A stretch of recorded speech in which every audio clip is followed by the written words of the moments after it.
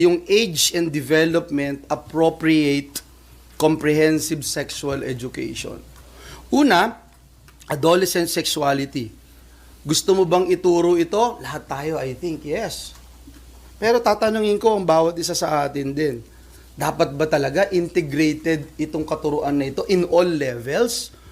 Pati sa kindergarten, pati sa grade 1, pati sa grade 2? Tapos, ano yung specific na gusto nilang ituro? Halimbawa, teen dating, issue ng pornography, paggamit ng contraceptives, etc.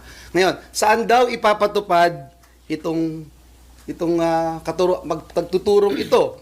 Public and private schools. Ano yung gagamiting guidelines? International standards. Ano ba yung sinasabi ng international standards? Puntahan natin yung WHO. WHO, 0 to 4-year-olds are to be taught early childhood masturbation. 4 to 6 years old are to be taught skills to talk about sexual matters. What feels good, quote unquote. 4 to 6 years old.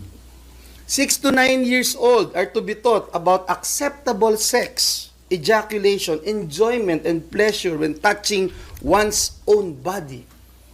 6 to 9 years old. Sinong mga magulang ang hindi mag-aalala dito? 9 to 12 years old. Again, WHO po ito.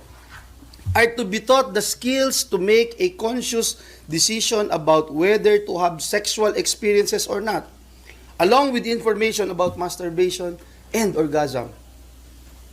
9 to 12 years old.